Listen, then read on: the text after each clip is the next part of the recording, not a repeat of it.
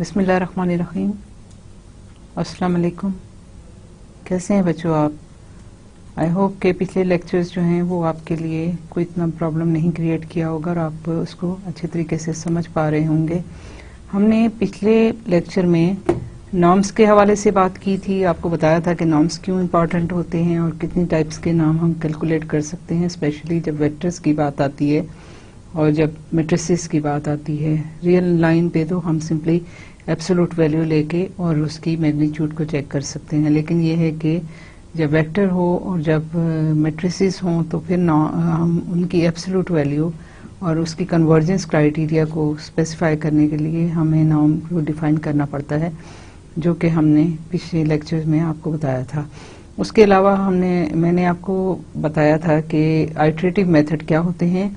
उससे पहले हमने Gaussian elimination, Gauss Jordan, LU factorization, Crout's method, ये वो सारे जो मेथड्स किए थे ये डायरेक्ट मेथड थे। उसके बाद मैंने आपको पिछली दफ़ा जैकोबी मेथड बताया था कि जो कि आइटरेटिव मेथड है। जब हमारे पास स्पार्स मैट्रिसेस होती हैं, जब सिस्टम ऑफ इक्वेशन होता है तो हमें ज़्यादा जो है आसान हो जाता है कि अगर हम जैकोबी मेथड यूज़ करें। लेकिन उससे भी ज़्यादा बेहतर मेथड जो है वो हम आज पढ़ने जा रहे हैं, गॉस-साइडल मेथड।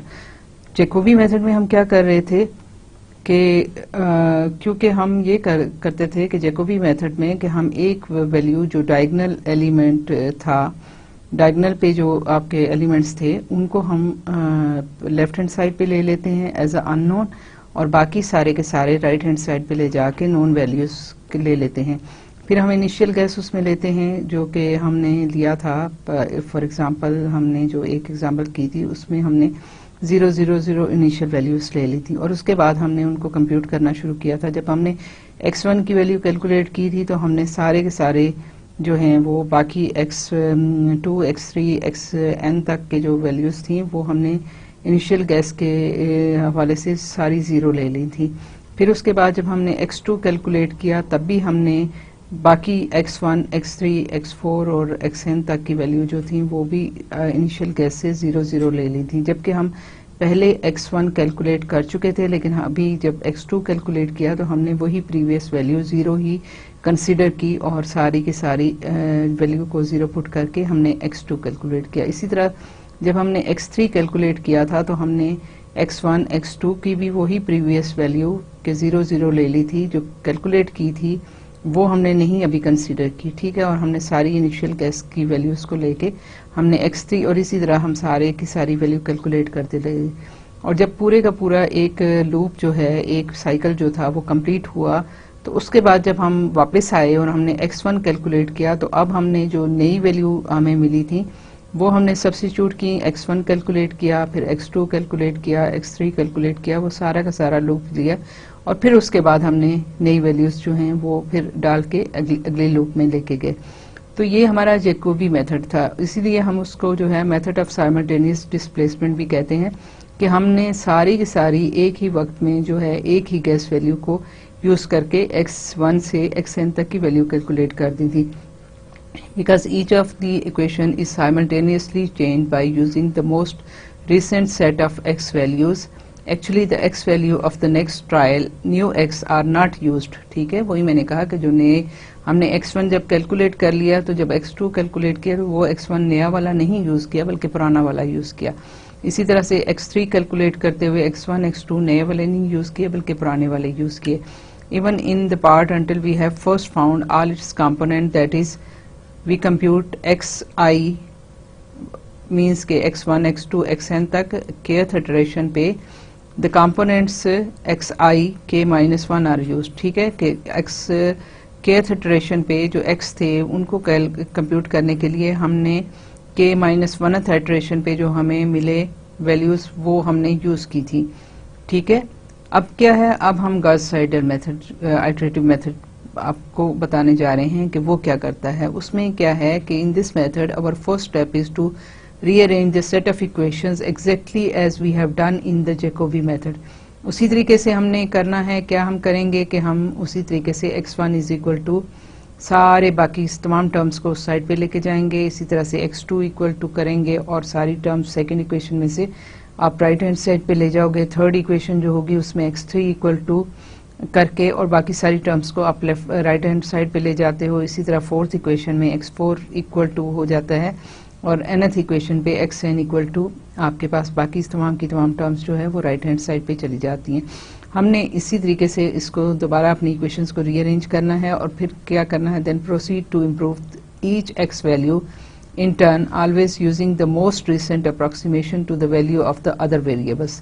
किस तरह से ये मैं अभी आपको बताती हूँ। The rate of convergence is more rapid as compared to the Jacobi method when xk are computed using most recent calculated value, that is हम ये करते हैं कि हमारे पास हमने उसको इक्वेशंस को रीअरेंज कर लिया। फॉर एग्जांपल आपके पास जो है वो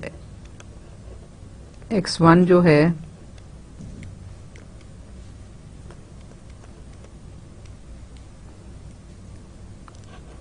b1 over a11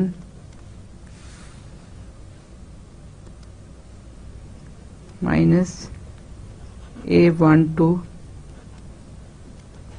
over a11 x2 minus a13 over a11 x3 minus ये आप चलते जाएंगे minus a1n over a11 xn, ठीक है। और फिर आपके पास x2 हो जाएगा b2 over a22 minus a21 over a22 x1 minus a23 over a22 x3 minus a2n over a22 xn। इसी तरह से x3 हम ले लेते हैं b3 over a33 minus a31 over a33 x1 minus a32 over a33 x2। हम एक और टर्म ले लेते हैं a34 over a33 x4 minus a3n over a33 xn। और इसी तरह से आप चलते चले जाएं और आपके पास यहाँ आ जाता है xn is equal to bn over ann minus an1 over ann x1 minus an2 over ann x2 minus ये सारा आपके पास चलता जाएगा और लास्ट में आके आपके पास आ जाता है ann minus 1 over ann xn। अब ये सिस्टम हमने रीअरेंज कर लिया। अब पिछली दफा हम क्या कर रहे थे, जब हमने x1 कैलकुलेट किया था तो यहाँ फर्स्ट इटरेशन पे हमने यहाँ पे x2 को 0 लिया था, ठीक है, जो कि हमारे पास 0th इटरेशन पे जो हमने गेस वैल्यू ली थी और ये सारे का सारा हमने 0th इटरेशन पे लिया था, ठीक है। हमारे पास यही वैल्यू अवेलेबल भी थी। उसके बाद जब हमने x2 कैलकुलेट किया था फर्स्ट इटरेशन पे तो हमने ये सारे के सारे 0 ले लिए थे, ठीक है। यहाँ से ये भी 0 ले लिया था, इसको भी 0 ले लिया था, इसको भी 0 ले लिया था, ठीक है। जबकि हमने x1 यहाँ पे कंप्यूट कर लिया था लेकिन फिर भी हमने उससे प्रीवियस इटरेशन का लिया था। इसी तरह से हमने x3 जब कैलकुलेट किया तो हमने ये भी 0 पे ले लिया था, ये भी 0 पे ले लिया था, जबकि हम ये दो कैलकुलेट कर चुके हैं। ये भी 0 पे ले लिया था और ये भी 0 पे ले लिया था। उसके बाद हमारे पास xn जो था वो भी इस तरह से आया था कि ये सारे हमने 0 लिए थे, ठीक है। लेकिन अब हम क्या करने जा रहे हैं, अब हम ये करने जा रहे हैं कि हमने यहाँ से x1 कैलकुलेट किया क्योंकि हमारे पास x2 x3 xn तक जो है वो इनिशियल गेस की वैल्यू पड़ी हुई है। हमने जो इनिशियल गेस लिया है सो हम ये वाली सब्स्टिट्यूट करेंगे। लेकिन जब हम x2 कंप्यूट करने जा रहे हैं तो उस वक्त हम क्या करेंगे कि हम जो ये है हमारे पास b2 ओवर a2 वो तो ऑब्वियसली कांस्टेंट है, लेकिन क्योंकि हम यहाँ पे x1 कैलकुलेट कर चुके हैं, हमारे पास वैल्यू x1 की नई आ गई है, सो हम यहाँ पे अपना जो है वो x1 के जो है वो हम इस वक्त जो है इसमें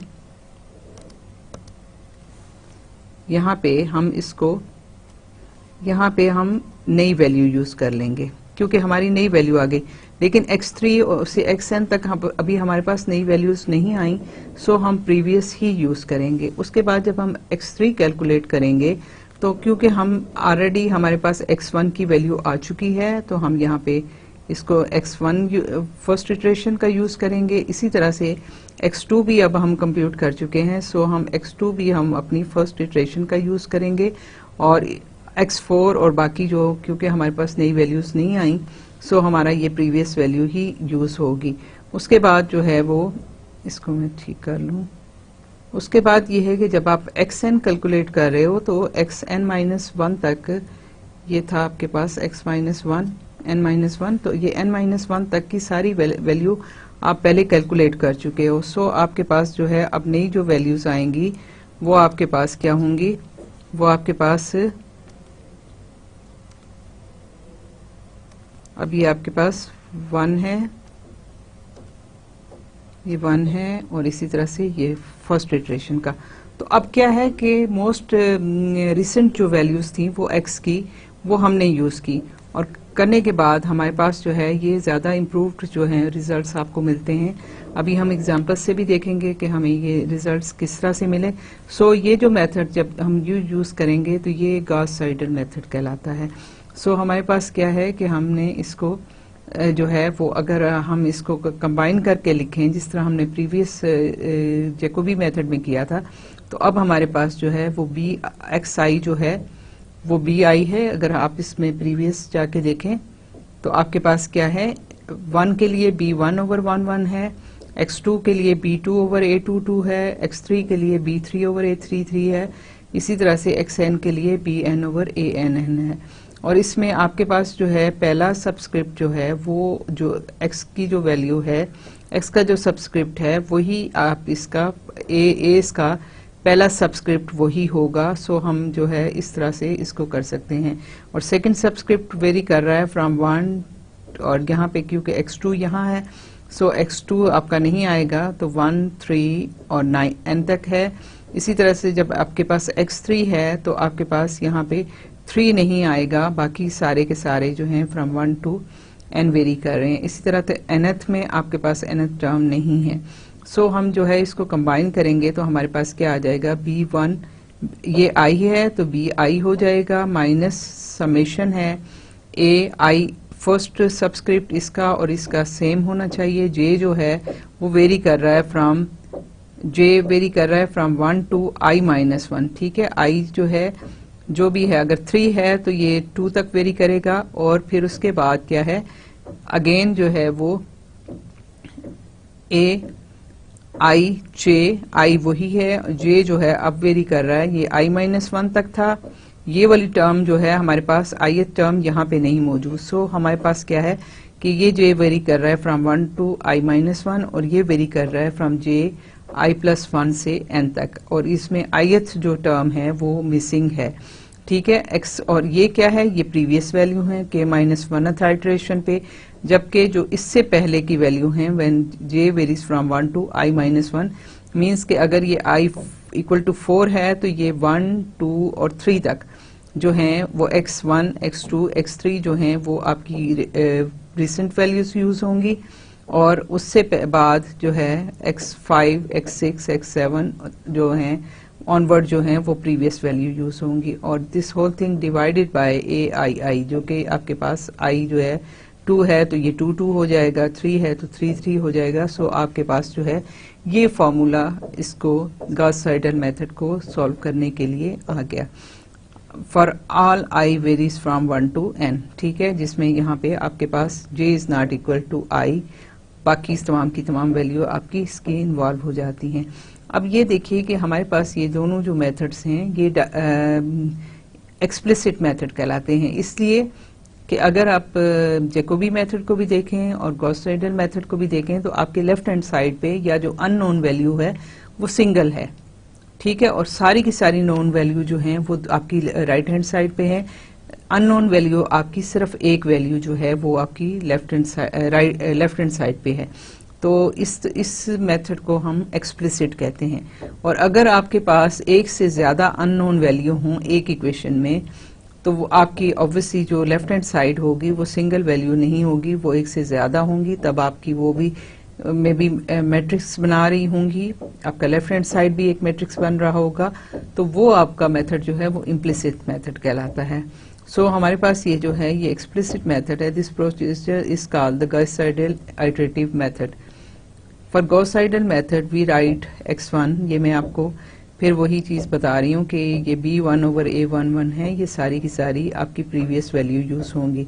उसके बाद जो आपकी सेकंड इक्वेशन है वो a2 जो है वो b22, और इसके साथ आपके पास क्या है, फर्स्ट क्योंकि x1 हम कैलकुलेट कर चुके हैं तो ये आपकी रिसेंट वैल्यू यूज हो जाएगी, इसके अलावा बाकी सारी आपकी प्रीवियस वैल्यू यूज होंगी।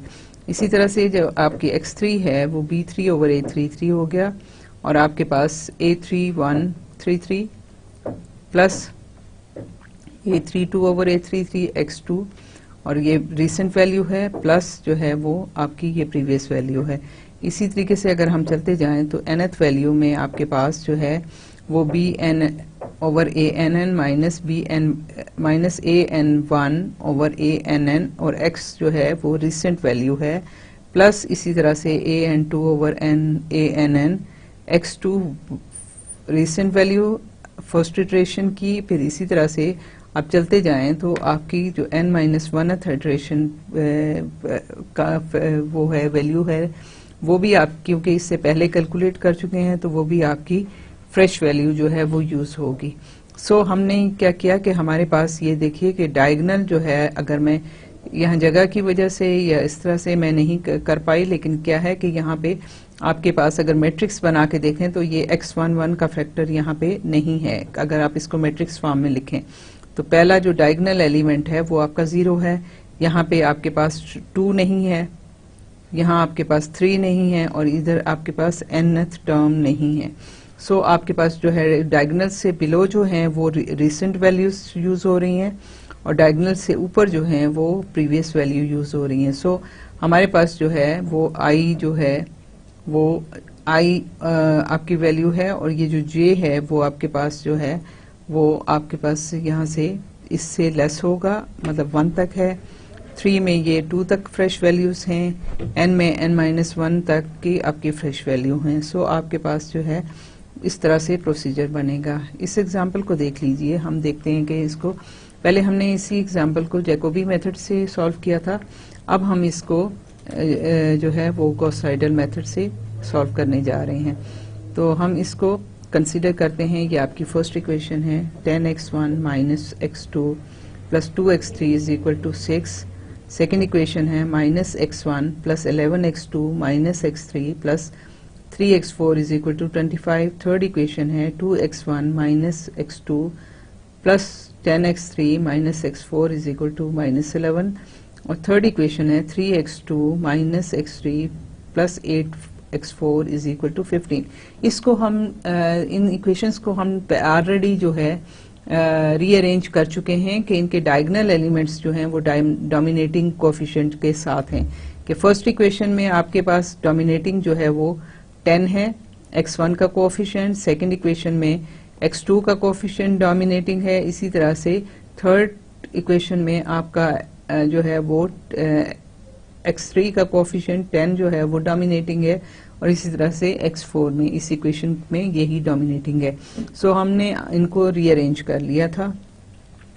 अब हम इसको जो है वो स्टार्ट करते हैं इसको, कि आपके पास पहली इक्वेशन देखिए x1 is equal to 6/10 that is 3/5 minus ये माइनस उधर जाके प्लस हो जाएगा, प्लस 1/10 x2, ये माइनस हो गया माइनस 2/10 दैट इज 1/5 x3।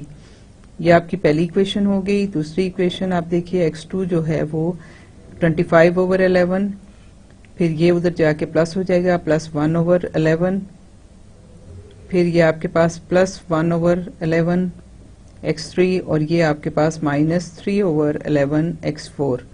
ये आपकी सेकेंड इक्वेशन का ट्रांसफॉर्म हो गई। आपके थर्ड कीजिए तो थर्ड में आपके पास x3 हो जाएगा, this will be equal to minus है 11/10, ये आपके पास उधर चला जाएगा तो -2/10 तो 1/5 हो गया x1, और आपके पास माइनस प्लस हो जाएगा प्लस 1/10 x2, और आपके पास हो जाएगा प्लस 1/10 x4।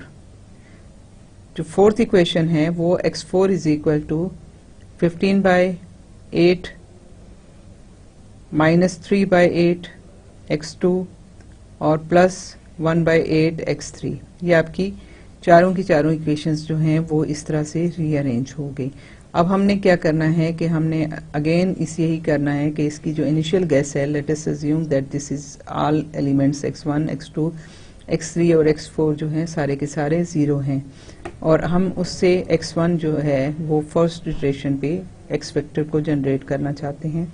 सो हम क्या करेंगे कि हमारे पास जो है वो 0th इटरेशन पे x2 की वैल्यू आएंगी। उसी इक्वेशन को मैंने दोबारा से ऐसे लिखा है कि ये 0th इटरेशन पे आपकी वैल्यू हैं। तो ये आप देखिए कि हमने क्योंकि इनिशियल गैस में x1 x2 x3 x4 0 0 लिए हैं, सो ये भी 0 हो जाएगा और ये भी 0 हो जाएगा, so it will become equal to 3/5। आपके x1 फर्स्ट इटरेशन पे ये वैल्यू आपको मिल गई। उसके बाद हमने x2 की वैल्यू ली फर्स्ट इटरेशन पे, तो ये 25/11 है, प्लस अब क्योंकि हम x1 को कैलकुलेट कर चुके हैं, इसकी नई वैल्यू हमारे पास आ गई है, सो हम इसकी वैल्यू को यूज करेंगे, और आपके पास जो बाकी हैं क्योंकि ये अभी प्रीवियस आपके पास हैं तो ये इसको उस तरीके से इसकी 0th इटरेशन वाली वैल्यूज हम इसमें लेंगे।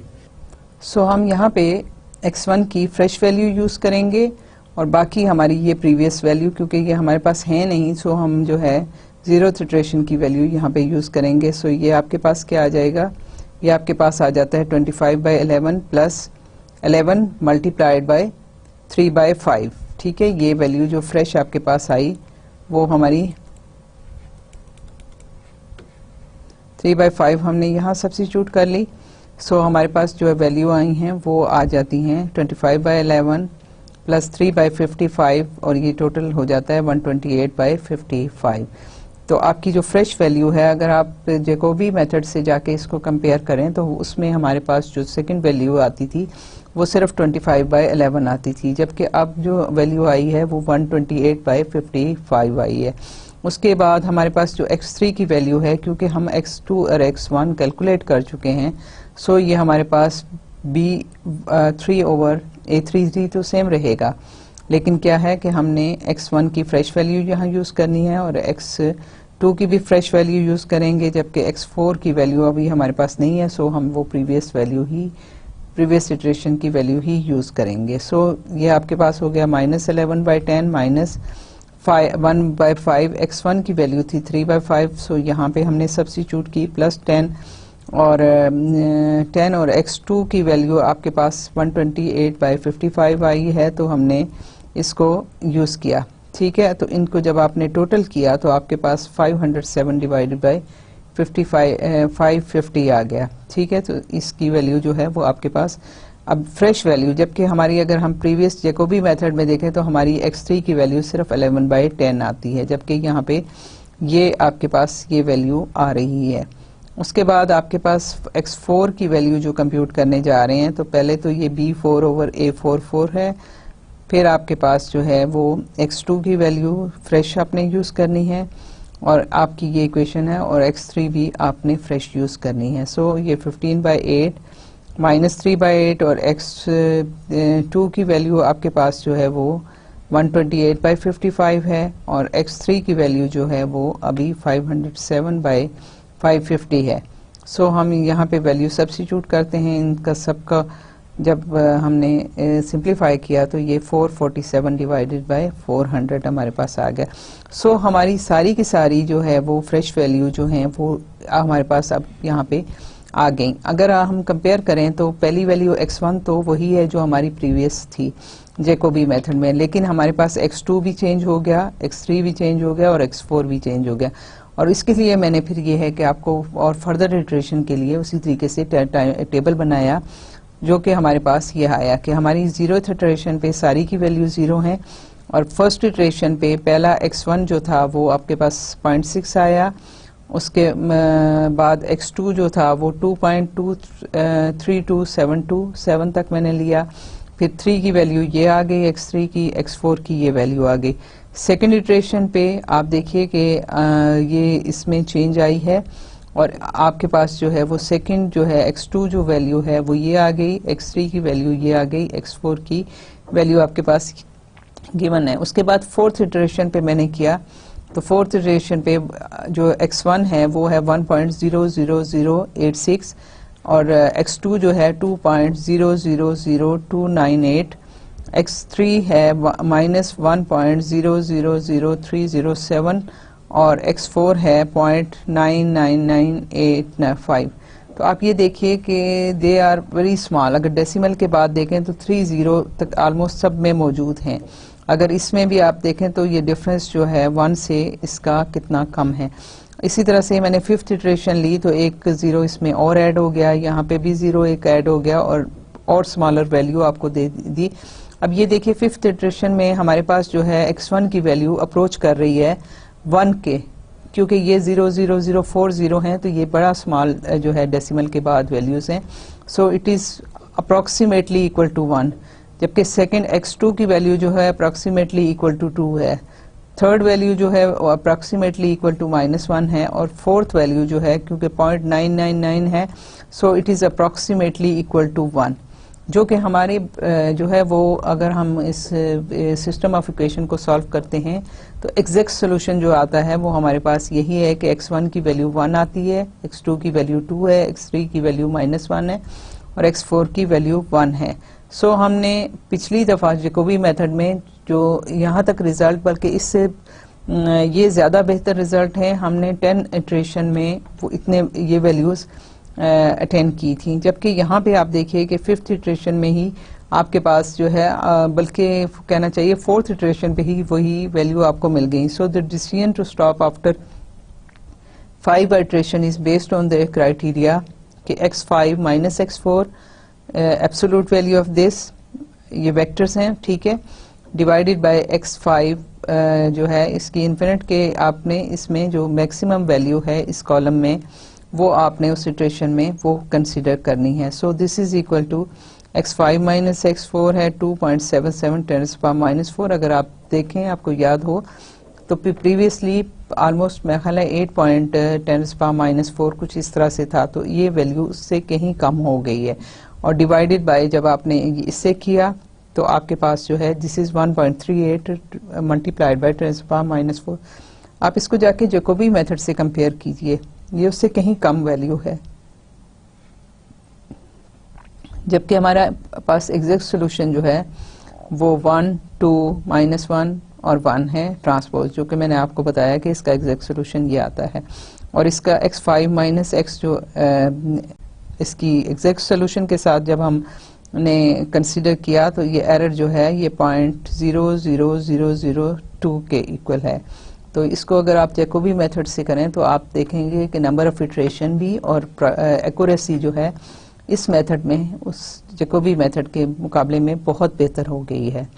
सो हमारा जो है ये मेथड जो है गॉस साइडल मेथड है वो इस तरीके से है, और ये बल्कि आसान भी है, क्योंकि जब आप कंप्यूटर पे काम करते हैं ना तो उसमें ये होता है कि आपको ये x1, x2, x3 जो भी n तक वैल्यू हैं, अगर आप जैकोबी मेथड यूज कर रहे हैं तो जब वो नई वैल्यू कैलकुलेट करता है ना तो वो ओवरराइट कर लेता है, इसलिए आपको प्रीवियस सारी वैल्यू को स्टोर कराना पड़ता है।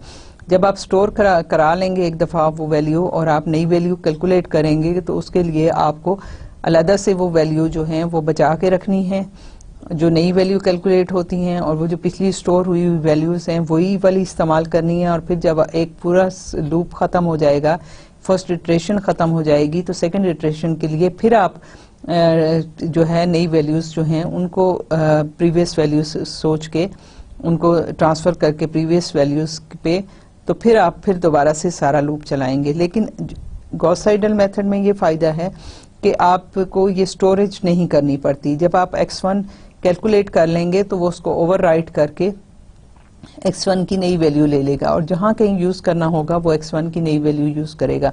इसी तरह जब वो x2 कैलकुलेट करेगा तो वो ओवरराइट कर लेगा x2 की वैल्यू, और जहां जरूरत होगी वो x2 की वो वैल्यू कैलकुलेट करेगा। इसी तरह से वो जब अपना डाटा अपडेट करता रहेगा तो आपकी स्टोरेज भी कम इसमें होगी, एक्यूरेसी भी आपकी ज़्यादा होगी, एफर्ट भी आपकी इसमें बहुत कम लगेगी। सो आपका जो ये मेथड है ये उसके मुकाबले में बहुत बेहतर है। अभी इसके अलावा भी हम आपको कई और मेथड बताएंगे जो आपके न्यूमेरिकल सॉल्यूशन के लिए आप यूज़ कर सकते हो। आपके अपनी सिस्टम ऑफ इक्वेशन को, आप डिफरेंशियल इक्वेशन को, आप इंटेग्रल इक्वेशन को, किसी टाइप की भी इक्वेशंस को न्यूमेरिकली सॉल्व करने के लिए आपको टेक्निक्स पता होनी चाहिए। सो हम वही करने जा रहे हैं। सो इसके लिए कुछ थोड़ा सा बेस बनाने की ज़रूरत है, कुछ चीज़ें आपको आनी चाहिए, फिर ये हम जो है और यही मेथड जो है आगे चलते हैं। और इंटरपोलेशन और एक्सट्रापोलेशन जो है वो न्यूमेरिकल टेक्निक्स में बहुत ज़्यादा इम्पॉर्टेंट है। आप ये देखें कि अगर मैंने आपसे कहा था ना कि अगर आज से कुछ साल पहले, मे बी 7-8 साल पहले की शायद बात है, या शायद कि मार्स जो है वो नज़र आया था आसमान पे, और साइंटिस्ट ने जो प्रिडिक्ट किया था कि फ़लाँ दिन और फ़लाँ टाइम पे इतने आवर्स पे और इतने मिनट और इतने सेकंड पे मार्स जो है वो दुनिया के अर्थ के करीब तरीन उस पे होगा, पोजीशन पे। और लोगों ने देखा, लोगों ने ऑब्जर्व किया कि वो वाकई इतना नज़दीक था कि वो नेकेड आइज से भी नज़र आ रहा था। और ऑब्वियसली किसी को इल्हाम तो नहीं हुआ था। उन्होंने क्या किया कि उन्होंने उसका डाटा कलेक्ट किया, मुख्तलिफ मार्स की जो ट्रैजेक्टरी थी, जो उसका पाथ था जहाँ पे वो चल रहा था, उस पे कई साल साइंटिस्ट ने लगाए, उनका डाटा उन्होंने कलेक्ट किया। और डाटा कलेक्ट करने के बाद उसकी एक उन्होंने कर्व बनाई और इंटरपोलेशन की और एक्स्ट्रापोलेशन की, और करके वो इस नतीजे पे पहुंचे कि ये अर्थ के गिर्द उसका ये पाथ है, ये उसका ऑर्बिट है, और इस ऑर्बिट में कहाँ ये ज़मीन से नज़दीक तरीन होगा। तो उन्होंने उस हिसाब से वो टाइम कैलकुलेट किया था। और वो सारा कुछ जो कैलकुलेट होना था वो क्या था, वो यही इंटरपोलेशन और एक्स्ट्रापोलेशन थी, जिससे उन्होंने प्रिडिक्ट किया था कि इतने सालों बाद इस टाइम पे वो पाकिस्तान जो है वो अर्थ के नज़दीक तरीन पोजीशन पे होगा, और किस पोजीशन, अर्थ की भी किस पोजीशन से नज़दीक तरीन होगा। इसलिए जो है लोगों ने उसको देखा और वाकई वो उस तरह से नज़र आया जैसे कि साइंटिस्ट जो हैं उसको प्रिडिक्ट कर रहे थे। सो हम ये पढ़ने जा रहे हैं कि इंटरपोलेशन और एक्सट्रापोलेशन क्या होता है, और फिर इनको हम आगे किस तरह से न्यूमेरिकल हवाले से यूज़ करते चले जाएंगे। सो हम यहाँ पे इंटरपोलेशन और एक्सट्रापोलेशन को स्टार्ट करते हैं। Tabulated values of a function over a certain range of its independent variables such as logarithmic, trigonometric, exponential tables, etc. They are given in mathematical books. ठीक है, एक तो मैंने कहा ना कि टेबुलेटेड वैल्यू, मैंने आपसे कहा कि मार्स का जो ट्रैजेक्टरी थी वो उन्होंने डिफरेंट टाइम्स पे उसकी पोजीशन नोट की, तो वो भी डाटा पॉइंट्स थे, वो भी टेबुलेटेड वैल्यूज थी कि उन्होंने टेबल बनाया कि इस वक्त, इस टाइम पे, इस वक्त में इस पोजीशन पे है मार्स, फिर इस वक्त इस टाइम पे इस पोजीशन पे है, फिर इस पोजीशन पे है। फिर उन्होंने एक कर्व जो है उस पाथ पे कर्व बनाई और उन्होंने वो प्रिडिक्ट किया। तो यही चीज़ जो है अगर आपको ज़्यादा आसानी से समझानी हो, आपकी एफएससी की बुक्स में, आपकी मैथमेटिक्स की डिफरेंट बुक्स में आप देखें तो उसके आखिर में कुछ पेजेस जो हैं वो लगे हुए होते हैं जहाँ पे लॉगरिथमिक टेबल्स भी होते हैं, जहाँ साइन कोसाइन के टेबल्स भी होते हैं, उसके अलावा एक्सपोनेंशियल के टेबल्स भी वहाँ बने हुए होते हैं। और जब कभी आपको कोई वैल्यू जो है वहाँ पे चाहिए होती है, लॉगरिथम की वैल्यू, और या आपको ट्रिग्नोमेट्रिक फंक्शन की वैल्यू, या आपको एक्सपोनेंशियल की वैल्यू, तो आप फ़ौरन वहाँ जाते हो और वहाँ जाके उसको वहाँ से रीड करते हो। और अगर आपकी रीडिंग वहाँ पे नहीं है, फ़र्ज़ करें कि एक वैल्यू जो है वो 0.5 पे गिवन है, आपके पास x इक्वल टू 0.5 है या 5 है, लेट अस अज्यूम 0.5 है, ठीक है, और दूसरी वैल्यू आपको गिवन है 0.6 पे, एक 0.5 पे गिवन है टेबल में, एक 0.6 पे गिवन है, एक 0.7 पे गिवन है, एक 0.8 पे गिवन है। आपको अगर फाइंड आउट करनी है 0.55 पे, तो 0.5 पे भी गिवन है, 0.56 पे भी गिवन है, 0.5 और 0.6 पे गिवन है। तो आपको अगर 0.55 पे कैलकुलेट करनी है तो आप क्या करेंगे कि आप वो दो वैल्यूज़ को लेके उनके दरमियान की वैल्यू को एक एवरेज वहां से निकाल लेंगे और निकालने के बाद आप कहेंगे कि 0.55 पे ये वैल्यू होनी चाहिए। अब ये है कि ये भी आपकी इंटरपोलेशन है कि आपके पास दो डेटा पॉइंट्स पे वैल्यूज गिवन है और उसके दरमियान में आपको कोई वैल्यू फाइंड आउट करनी है, तो that process is known as interpolation. और अगर आपके पास ये है कि 0.1, 0.1, 0.2, 0.3, 0.4, 0.5, 0.6, 0.7, 0.8, 0.9, 0.10 तक की वैल्यू गिवन है, कोई डाटा गिवन है, इस तरह से फर्ज करें इतनी रेंज का, और आपने फाइंड आउट करना है उसकी वैल्यू 0.11 पे, 0.11 पे, तो आप क्या करेंगे? वो आपकी, क्योंकि उस टेबल के रेंज में तो वो वैल्यू नहीं है, उससे बाहर चली गई है जो आपका वहां पे रेंज थी, तो ये आपका जो है वो एक्स्ट्रापोलेशन कहलाता है कि आपके पास कुछ वैल्यूज गिवन हैं और उससे बाहर, जिस तरह मैंने कहा ना कि मार्स की जो है उनके पास एक पाथ की का डाटा उनके पास मौजूद था, कई सालों का मौजूद था, बहुत सारे डाटा पॉइंट्स मौजूद थे और उन्होंने उससे फ्यूचर में प्रेडिक्ट किया जो कि उनके पास नहीं था, तो फ्यूचर की जो प्रेडिक्शन थी दैट वाज एक्स्ट्रापोलेशन। तो इस तरह से ये है कि अगर आपके पास डाटा गिवन हो और उसके इन बिटवीन कहीं आपने वैल्यू फाइंड आउट करनी हो तो दैट इज इंटरपोलेशन, और अगर आपने कहीं पूरे डाटा में से बाहर कहीं जाके वैल्यू प्रिडिक्ट करनी हो तो दैट इज एक्स्ट्रापोलेशन। सो हम इस तरह से इसको देखते हैं। The method to find the value of the function for some intermediate value of x not included in the table, जैसे मैंने कहा कि 0.55 अगर नहीं है आपके टेबल में इंक्लूडेड तो दिस इज कॉल्ड इंटरपोलेशन। ठीक है, this x value is assumed to lie within the range of the tabulated abscissa. If it does not, the problem of finding the corresponding function value is called extrapolation, कि अगर उसकी abscess में नहीं है तो उससे बाहर है तो वो एक्स्ट्रापोलेशन कहलाएगी। ग्राफिकल इंटरपोलेशन क्या है? Tabular values may be plotted to give us a graphical picture of the points. ठीक है कि आपने इधर एक एक्स बना लिया, एक्स एक्सिस ले लिया, इधर आपके पास जो है वो इसके करस्पॉन्डिंग, हर एक्स के करस्पॉन्डिंग आपके पास एक्स नॉट है। ठीक है, यहाँ पे पॉइंट्स हैं x1, x2, इसी तरह से आपके पास यहाँ पे पॉइंट्स जो हैं वो चलते जा रहे हैं और इनके करस्पॉन्डिंग आपके पास कोई डाटा पॉइंट है कि यहाँ पे एक वैल्यू है, यहाँ पे एक वैल्यू है, यहाँ पे एक वैल्यू है। तो ये ग्राफिकली जो है वो आप अगर इसको बना रहे हैं तो एक स्मूथ कर्व यहाँ से बनाएंगे, ठीक है, जो इनको क्रॉस कर रही है। तो picture of points through which the function must pass, ठीक है, कि आपके जो वैल्यू हैं डाटा पॉइंट इस टाइप की आप बनाएंगे। Connecting the points with a smooth curve, जैसे मैंने अभी आपको कहा कि स्मूथ कर्व से हमने इसको इन पॉइंट्स को ज्वाइन कर लिया। इससे और काफी ज्यादा पॉइंट हो सकते हैं, उन सबको एक स्मूथली ज्वाइन करते चले जाएं पॉइंट्स को। Give us a graphical representation of the function if only a rough approximation of the function value is required for some intermediate x value, it can be obtained by reading the function value directly from the graph। क्या मतलब हुआ कि आपके पास जो है वो अगर ये है x है और ये आपके पास एक इसके करस्पॉन्डिंग डाटा पॉइंट्स है, एक डाटा पॉइंट इधर है, x0 हो गया, x1 हो गया, x2 हो गया।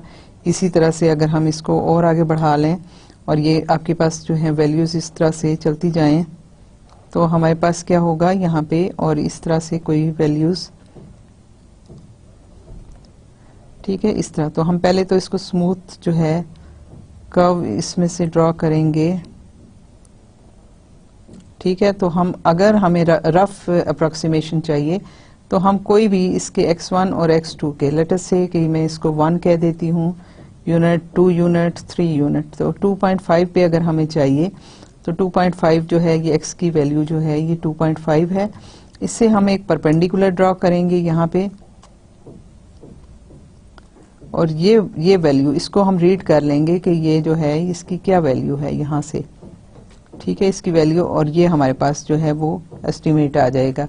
Reading the function value directly from the graph, तो ये हम ये है कि यहाँ से ग्राफ से इसको रीड कर लेंगे। This procedure is called the graphical interpolation. ठीक है, if the given value of the independent variable are close together, a sufficiently good graphical approximation to the function might be obtained by connecting the points with straight line segments. ठीक है, कि अगर हमारे पास जो है वो इस तरह से हो, an intermediate value function can also be obtained analytically by a method based on this piecewise linear approximation of the function. ठीक है, हम ये करें कि हमारे पास देखिए, अगर मैं इसको थोड़ी सी लंबी लाइन ड्रा कर लूं, दिस इज एक्स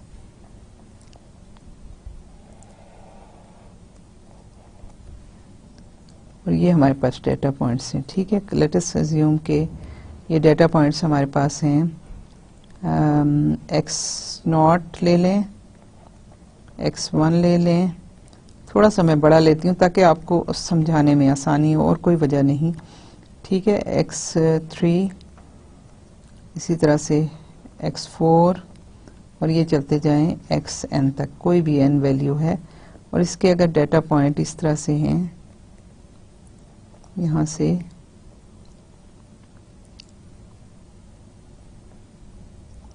ये ऐसे ले लेते हैं। ठीक है, तो यहाँ से स्मूथ कर्व जो है वो हम यहाँ से ऐसे अज्यूम करें कि आपके पास ये कर्व है कोई भी ऐसे। तो अब क्या करेंगे कि हमारे पास एक तो यहाँ से हम इसका परपेंडिकुलर ड्रॉ कर रहे हैं, ये वैल्यू इसके करस्पॉन्डिंग ये है। अब यहाँ पे कोई भी x ले लीजिए। ठीक है, मैंने इसीलिए ये बड़ा किया था ताकि आप, तो इससे परपेंडिकुलर आप जब ड्रा करेंगे तो ये अगर फंक्शन है f x है, फंक्शन कोई भी ये शो कर रहा है, और ये इसके करस्पॉन्डिंग अगर ये f x नॉट है, ये f of x है, ये f of x1 है, ये f of x2 है।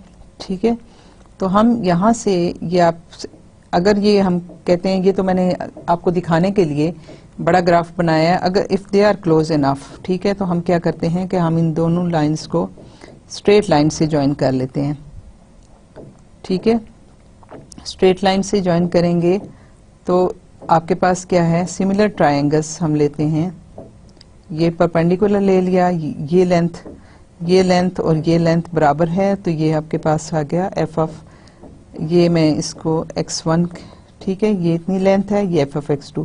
तो ये जो लेंथ है ये आपकी क्या होगी, that will be f of x2 minus f of x1। ठीक है, इतनी लेंथ, और ये लेंथ आपकी क्या है, ये लेंथ आपके पास है divided by x2 minus x1। ये किसके बराबर होगी, सिमिलर ट्रायंगल्स की बात हम कर रहे हैं। सिमिलर ट्रायंगल में क्या है कि आपके पास ये ट्रायंगल थी, ठीक है, और इसी तरह से आपके पास जो दूसरी है वो ये ट्रायंगल है। ये सिमिलर ट्रायंगल्स हैं क्योंकि देखें आपके ये दो पैरेलल हैं, ये दो पैरेलल हैं, और ये वाली जो है इसको आपने यहाँ पे ज्वाइन कर लिया। तो आपके पास जो सिमिलर ट्रायंगल्स बनती हैं वो किस तरह बनेंगी कि आपके पास ये जो डिस्टेंस है ये अब क्या है, f ऑफ x माइनस ये डिस्टेंस जो है वो है f of x minus f of x1, और ये डिस्टेंस कितना है, x minus x1।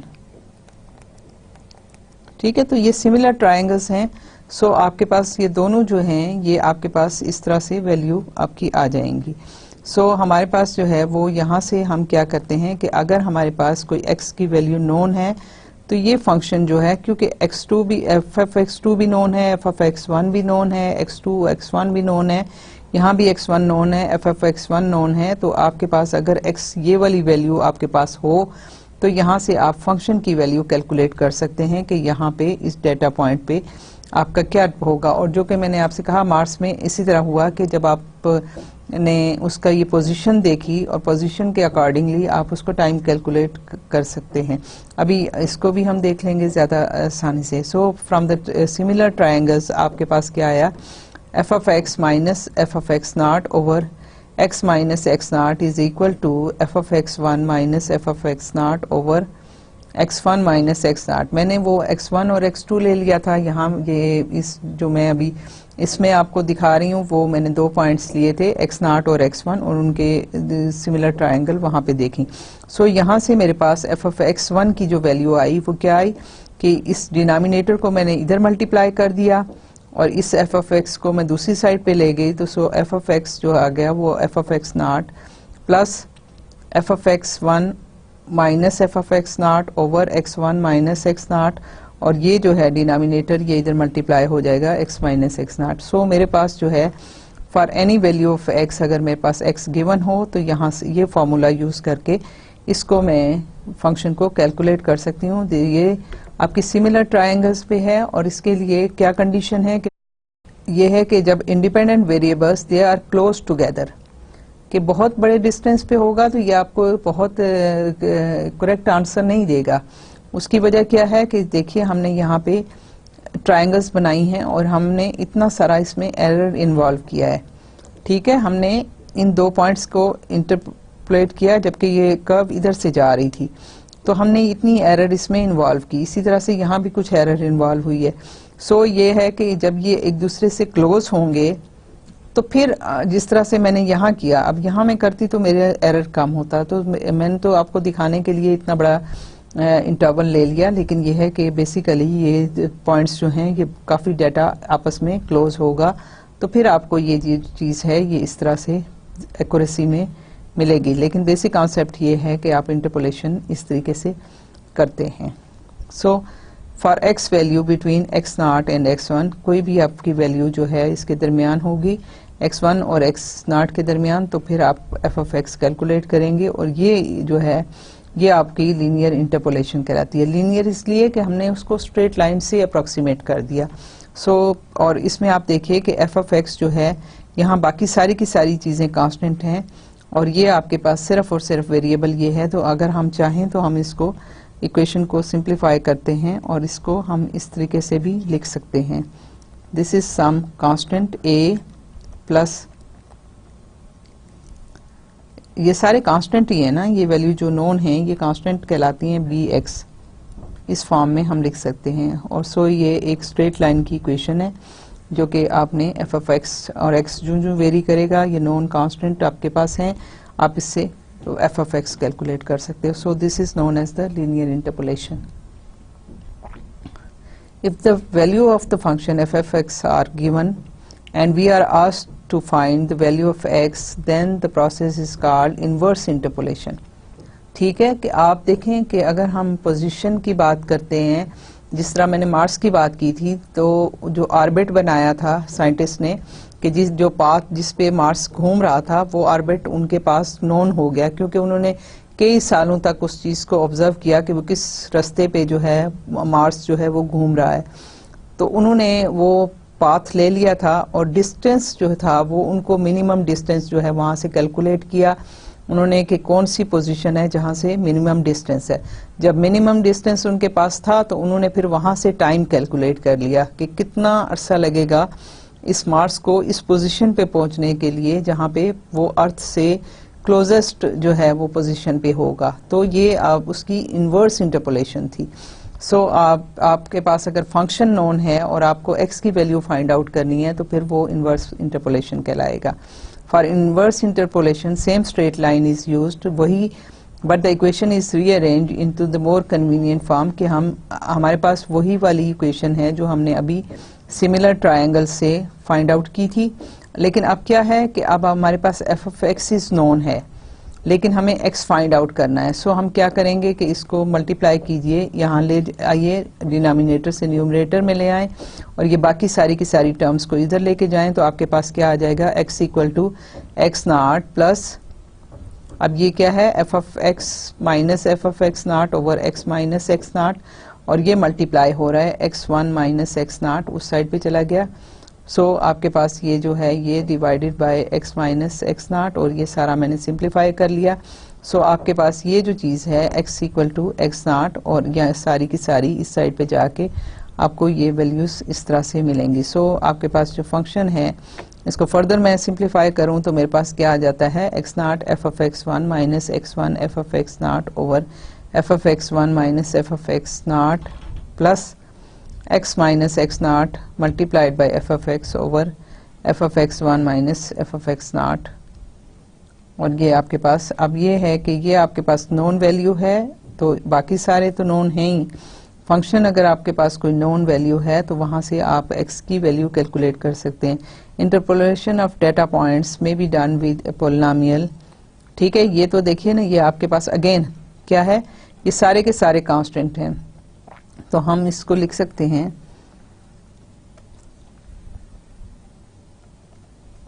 Some c1 constant plus c2 f of x। तो ये आपकी लीनियर इक्वेशन बन गई ना। Again interpolation of the data points में be done with the polynomial. ठीक है, ये आपके पास देखें ना, पोलिनोमियल क्या होता है, पोलिनोमियल कोई भी पोलिनोमियल आप ले लीजिए। पोलिनोमियल क्या होता है, a प्लस ए नॉट ले लें plus a1 x plus a2 x square plus a3 x cube plus ये पोलिनोमियल ही है ना, प्लस an xn। ठीक है, तो ये आपके पास जो है पोलिनोमियल ऑफ ऑर्डर n है। तो पोलिनोमियल ऑफ ऑर्डर 1 जो है वो आपके पास सिर्फ और सिर्फ ये होगा, लीनियर आपकी इक्वेशन बनेगी। तो सो दिस इज अ पोलिनोमियल। आपके पास ऑफ डिग्री 2 होगा तो यहाँ तक की टर्म होंगी, डिग्री 3 होगा तो यहाँ तक की टर्म होंगी, और nth डिग्री का पोलिनोमियल जो है वो इस फॉर्म में होगा। सो हम जो है interpolation of the data points में be done with a polynomial spline function. ये मैं आपको अभी करवाऊंगी आगे किसी लेक्चर में। और उसके अलावा जो है रैशनल फंक्शन है, फोरियर सीरीज है, ये हम आने वाले लेक्चर्स में इंशाल्लाह ताला इनके मुतालिक भी कुछ न कुछ जरूर पढ़ेंगे। ठीक है, अमंग अदर पॉसिबल फॉर्म्स, कि बहुत सारी फॉर्म्स हैं जिनमें ये है, लेकिन जो है पोलिनोमियल जो है वो सबसे बेहतर और सबसे आसान तरीका है। सो किस तरह से हमने डाटा को पोलिनोमियल से रिलेट करना है, कि हमारे पास कुछ डाटा पॉइंट्स गिवन हो तो हम किस तरीके से उससे एक फंक्शन बना सकते हैं और उससे हम चीज़ों को कंक्लूड कर सकते हैं। सो पोलिनोमियल फिटिंग जो है वो this is the method of functional approximation in which a mathematically difficult function is replaced with one which is easier to use. Furthermore, it provides essential background for the theory of numerical integration. ठीक है, जबकि polynomial fitting जो है वो ये method है जिसमें हम अपने बहुत मुश्किल प्रॉब्लम्स को, जिस तरह से आप कैलकुलस में आपने पढ़ा है, इंटीग्रेशन में कुछ आपने देखा होगा, कुछ न्यूमेरिकल इंटीग्रेशंस की बात भी हुई थी, जो कि आपके आम मेथड से, एनालिटिकल मेथड से आपकी इंटीग्रेशन सॉल्व नहीं होती। For example e raise to the power minus, ये इंटीग्रेशन अगर आप ले लें, e raise to the power minus x square d x, तो इसको आप इंटीग्रेट आसानी से नहीं कर सकते। ठीक है, आपके एनालिटिकल टेक्निक कोई भी नहीं है जो इसको इंटीग्रेट करे। सो इसके लिए हम न्यूमेरिकल टेक्निक यूज़ करते हैं। न्यूमेरिकल टेक्निक में क्या है कि इसको हम पोलिनोमियल फिटिंग यूज़ करते हैं और इसको हम सॉल्व करने की कोशिश करते हैं, तो उस तरीके से हमारे पास इसकी वैल्यूज़ जो हैं वो हमें मिल जाती हैं। सो ये है कि कोई भी मुश्किल वाला प्रॉब्लम हो उसको हम पोलिनोमियल फिट करके वहाँ पे उन डेटा पॉइंट्स पे, तो हम उससे जो है वो प्रॉब्लम को अपनी रिक्वायरमेंट के मुताबिक उसको सॉल्व कर लेते हैं। Numerical integration schemes are obtained by integrating polynomial interpolation formulas. ठीक है, वो चीज़ हम करेंगे। अभी जो मैंने बताई है बात, उसका बैकग्राउंड यही है। And the numerical solutions of ordinary and partial differential equations are derived by differentiating polynomial interpolations. Polynomials are used as the basic means of approximation in nearly all areas of numerical analysis. Polynomials have simple structure which make it easy to construct effective approximations and then make use of them. For this reason, the representation and evaluation of polynomial is a basic topic in numerical analysis. The need to interpolate begins with the early studies of astronomy, when the motion of the heavenly body was to be determined from periodic observation. यही बात जो मैंने अभी आपको इतनी detail से बताई कि मार्स के मतलब एक एग्जाम्पल लेके, एग्जाम्पल कोट करके की, वही बात कह रहे हैं कि हेवनली जो आसमान पे जो चीज़ें हैं, जो सितारे हैं, जो प्लैनेट्स हैं, this was to determine from the periodic observation, के उनके मुख्तलिफ के वो जो मूवमेंट है उनकी अर्थ के गिर्द घूम रहे हैं या सन के गिर्द घूम रहे हैं, उनकी डिफरेंट टाइम्स पे उनकी पीरियाडिक जो ऑब्जर्वेशंस थी विद टाइम जो है वो उन्होंने यूज की और फिर उसको इंटरपोलेट और एक्सट्रापोलेट किया. Much of the development to find the interpolation techniques particularly of the situations where the data are far from linear. Case linear नहीं है, बहुत ही कॉम्प्लिकेटेड है कि आप जो है उसकी मतलब ये नहीं है कि आप उसको जस्ट एक स्ट्रेट लाइन है, बल्कि वो कोई डिफरेंट शेप्स बना रहा है. फंक्शन कोई भी हो, जिस तरह अगर मैं बिल्कुल सिंपल आपको बताना चाहूँ तो ये अगर कोई आपके पास डाटा है, कोई फंक्शन एफ ऑफ एक्स है,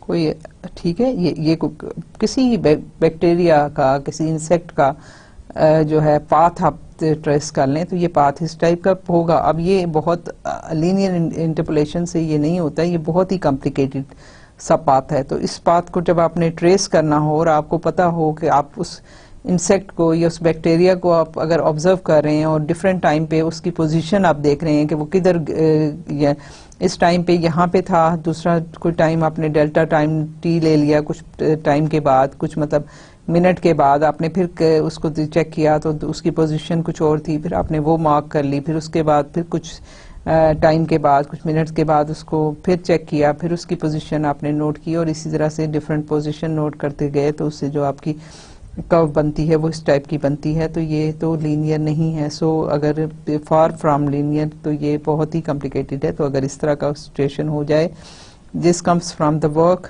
done by Newton and Kepler as they analyse data on the positions of stars and planets. ठीक है, तो उन्होंने किया था, तो उन्होंने जो है ये वाला बेसिकली काम स्टार्ट वहां से हुआ और फिर ये जो है ये न्यूमेरिकल एनालिसिस की, न्यूमेरिकल मेथड्स की बेस बन गया. The best polynomial approximation does not give appreciably better results than an appropriate scheme of polynomial interpolation. ठीक है, अब polynomial interpolations क्या है उसको हम स्टार्ट करते हैं. पहले तो हम ये है कि polynomial fitting की बात करते हैं कि polynomial को हम डेटा पे फिट कैसे करेंगे, फिर उसके बाद obviously interpolation की बात आएगी. तो let us assume that there are n+1 distinct points के सारे n+1 कैन बी, मतलब n अगर 100 है तो 101 पॉइंट्स होंगे, डेटा पॉइंट्स हैं. 1000 है तो 1001 डेटा पॉइंट ले लें. फिर इसका कॉन्सेप्ट क्या है n+1 लेने का, क्योंकि आप जब डेटा पॉइंट्स लेते हैं तो अगर आप फर्ज करें 3 डेटा पॉइंट्स ले लेते हैं, x0, x1, x2, तो क्या है 2 इंटरवल बनते हैं. यहाँ से यहाँ तक एक इंटरवल बना, ये यहाँ से यहाँ तक एक इंटरवल बना, तो 3 डेटा पॉइंट से आपके 2 इंटरवल बनते हैं. फिर अगर आप यहाँ से और पॉइंट ले लें, x1 ये हो गया, x2 हो गया, x3 हो गया एंड x4, तो अब आपके पास कितने डेटा पॉइंट्स हैं 1 2 3 4 5 डेटा पॉइंट्स हैं और आपके पास जो सब इंटरवल्स हैं वो 4 हैं. तो इसलिए हम एक पॉइंट जो है वो एक n+1 से एक पॉइंट ज़्यादा ले रहे हैं कि हमें फिर ये जो है ये इंटरवल्स बताएगा. ठीक है, so given n+1 distinct points xi yi. ठीक है, data points distinct data points किस तरह हैं कि हम अगर यहाँ पे ले लेते हैं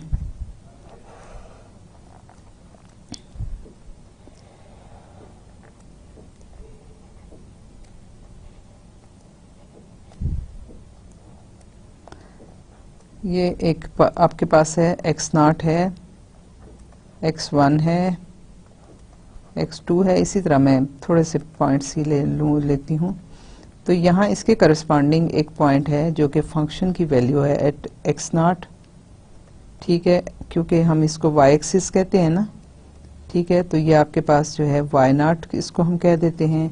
फिर इसके करस्पॉन्डिंग यहाँ एक डेटा पॉइंट है, तो ये f ऑफ x1 जो है इसको हम y1 कह देते हैं.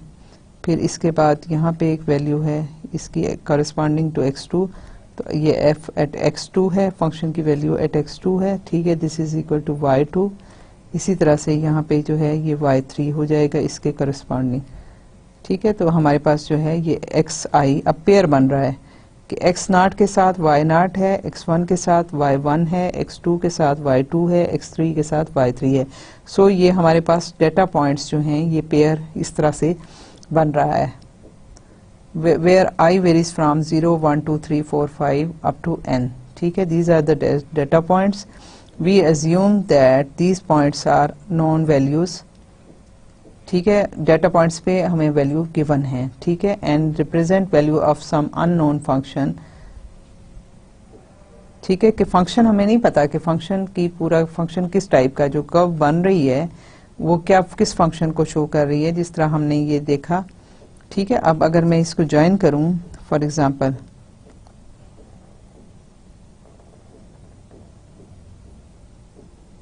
पता नहीं आगे कहाँ जा रही होगी, लेकिन जो ये फंक्शन बन रहा है ये एफ, इसका मुझे नहीं पता क्या है, लेकिन मुझे इन वैल्यूज का पता है कि इन पॉइंट्स पे वैल्यूज हैं मेरे पास।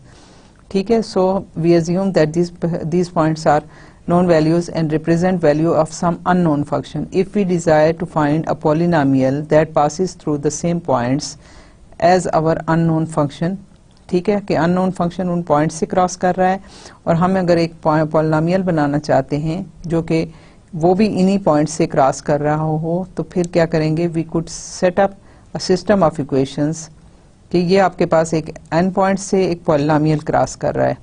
तो पी एन का मतलब है कि nth ऑर्डर पॉलिनोमियल हम बना रहे हैं n डेटा पॉइंट्स पे से। तो ये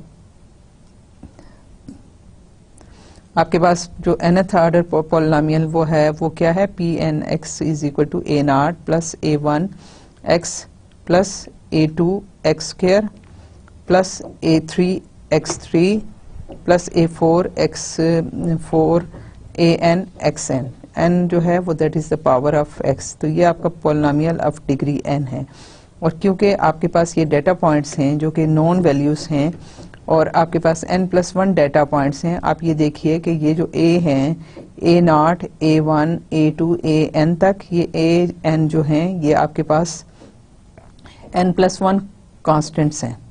ठीक है, तो अगर आप इन n+1 कॉन्स्टेंट्स की वैल्यू फाइंड आउट कर लो तो आपको वो फंक्शन मिल जाएगा जो कि इन डेटा पॉइंट से क्रॉस कर रहा है।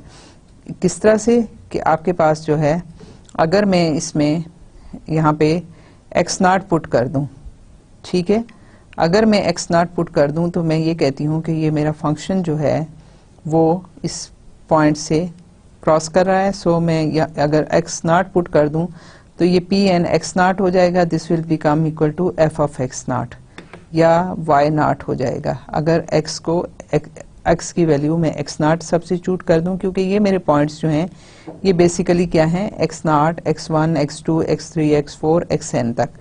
ठीक है, तो x नॉट जब मैंने इसमें सब्स्टिट्यूट कर लिया तो इसके कॉरस्पॉन्डिंग जो है फंक्शन जो है, मैं कह रही हूँ मेरे पास नोन है और मैं इसको y नॉट कह दूंगी। फिर जब मैं इसको x1 पुट करूंगी, x की वैल्यू x1 पुट करूंगी जो कि मेरे पास नोन है और फंक्शन की वैल्यू भी नोन है, तो मेरे पास ये जो है ये y1 हो जाएगा। फिर इसी तरह से x2 जब सब्स्टिट्यूट करूंगी तो ये y2 हो जाएगा। सो मेरे पास ये पॉलिनोमियल जो है, if these are the points on the abscissa, then n+1 constants a0, a1, a2, n are determined by the solution of n+1 simultaneous equations y equal to a0 plus a1 xi, क्योंकि ये i है, मैंने आपसे कहा ना कि मैं x not जब सब्स्टिट्यूट करूंगी तो ये y नॉट हो जाएगा, x1 सब्स्टिट्यूट करूंगी तो y1 के बराबर आ जाएगा। इसी तरह से ये xi है plus a2 xi square plus a3 xi cube plus an xin which are linear in ai। ठीक है, कि लीनियर मीन्स कि इनकी जो है इनके साथ कोई भी और मल्टीपल नहीं है या इनका स्क्वायर नहीं है। जो स्क्वायर्स हैं या जो पावर्स हैं वो सिर्फ x की हैं। ये पॉलिनोमियल है, वेरिएबल आपके पास इसमें x है। So these are the points a0, a1, an are not necessarily in any order, कि ये ज़रूरी नहीं है कि ये किसी ऑर्डर में हों, ये रैंडम हो सकते हैं। डेटा पॉइंट्स के आपके पास जो डेटा पॉइंट्स इस तरह से है, रैंडम का मतलब ये हुआ कि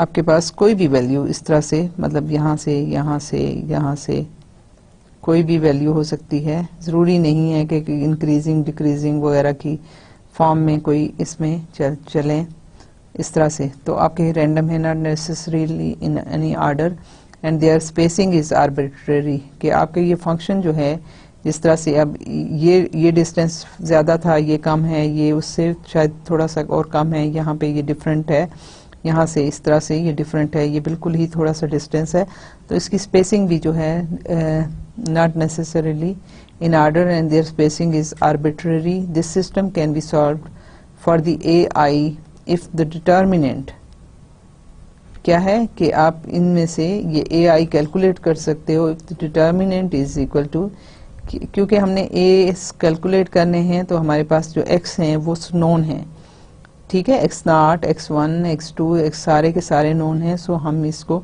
डिटर्मिनेंट को लिखेंगे, पहला अगर X0 है तो आपके पास ये पूरी इक्वेशन आती है, ठीक है, आपके पास ये आ गई। फिर x1 होगा तो आपके पास सारी की सारी इक्वेशन ये आ जाएगी, x2 होगा तो ये आएगी, और इसी तरीके से xn के साथ आपके पास if this determinant is non zero, तो हम इनको AIs के लिए सॉल्व कर सकते हैं कि ये डिटर्मिनेंट की वैल्यू आ जाए और आप इसके साथ जो है इसको solve. This will always be true if the points x0, x1, x2, xn are distinct, के सारे डिफरेंट पॉइंट्स हैं, इनमें कोई भी दो आपस में रिपीट नहीं हो रहे, तो डिटर्मिनेंट की वैल्यू जो है वो नॉन ज़ीरो होगी। If it is possible that a polynomial of degree r less than n will fit the set of points in which case the coefficients r तक तो आपके पास डेटा है, लेकिन r+1, r+2, r+3 और n तक जो है they will be zero. This system of linear equations in the AI can be solved with use of Gauss-Jordan method. ठीक है, आपके पास वो मैट्रिक्स आ गई, आप गॉस-जॉर्डन मेथड यूज़ करो या कोई भी मेथड यूज़ करो, आप कर सकते हो, लेकिन बहुत मुश्किल, बहुत लेंथी हो जाता है, लेकिन ये है कि बिल्कुल आप आराम से उसको कर सकते हो। But this direct approach is seldom used in practice. Several methods have been developed for finding this polynomial, some of which make use of special properties such as uniform spacing of the points of abscissa. Also, many of these methods are useful for particular analytical or computational purposes. It is important to remember that there is only one unique polynomial of degree n. ये बहुत important इसका result है कि आप किसी भी तरीके से पॉलिनोमियल को सॉल्व करने की कोशिश करो, किसी तरीके से भी पॉलिनोमियल बनाओ, आपके पास सोल्यूशन यूनिक आएगा, उसमें चेंज नहीं आएगी। सो आप किसी भी टाइप की कोई भी टेक्निक, कोई भी तरीका पॉलिनोमियल फिट करने का यूज़ कर सकते हो। So it's important to remember that there is only one unique polynomial of degree n which fits a given set of n+1 points. Hence the polynomials obtained by different methods must be the same. कि कोई भी तरीका आप use कर लें, आपके पास एक ही polynomial होगा। हम यहाँ पे आज का लेक्चर ख़त्म करते हैं। मैंने कुछ आपको गॉस-साइडल मेथड के मतलब बताया जो आइटरेटिव मेथड है, और उसके अलावा हम इंटरपोलेशन और एक्सट्रापोलेशन के मतलब पढ़ने जा रहे हैं, और ये आपकी पूरी जो है न्यूमेरिकल मेथड और न्यूमेरिकल एनालिसिस की बेस बनाएगा। हमने स्टार्ट किया है कि पॉलिनोमियल क्या होते हैं, किस तरह से होते हैं, और उनकी जो है क्योंकि यूनिक हैं तो इसलिए इनको सॉल्व करने के लिए आप कोई भी टेक्निक, और मैं आपको बहुत सारी यहाँ पे टेक्निक्स बताऊंगी जो इन पॉलिनोमियल्स को सॉल्व करने के लिए आसानी कर देगी। अदरवाइज अगर आप एक जनरल पॉलिनोमियल को सॉल्व करने की कोशिश करोगे तो ऑब्वियसली अगर आपके पास डेटा पॉइंट ज़्यादा हैं, जो कि नॉर्मल जो जहाँ पे न्यूमेरिकल टेक्निक यूज़ होती हैं तो डेटा पॉइंट काफ़ी होते हैं, तो उस केस में आपकी सोल्यूशन फाइंड आउट करना जो है वो काफ़ी कंप्यूटर के लिए भी बहुत टाइम कंज्यूमिंग और जो है एफर्ट और नंबर ऑफ़ कैलकुलेशन और सारा कुछ जो है वो बहुत ज़्यादा चाहिए होता है। इसके लिए हम कुछ इजी मेथड्स जो हैं वो ढूंढेंगे, लेकिन क्योंकि सोल्यूशन यूनिक होता है इसलिए हमें ये फ़ायदा है कि हम कोई भी टेक्निक यूज़ करें, आसान टेक्निक यूज़ करें, लेकिन अगर हमारे पास वही उसी टाइप के उसी पॉलिनोमियल को सॉल्व कर सकें तो हमारा जो है वो बहुत सारा टाइम और बहुत सी एफर्ट सेव हो जाएंगी। आज का लेक्चर हम यहाँ पे ख़त्म करते हैं। इंशाअल्लाह ताला नेक्स्ट लेक्चर में इसी को कंटिन्यू करेंगे। Thank you so much. अल्लाह हाफ़िज़।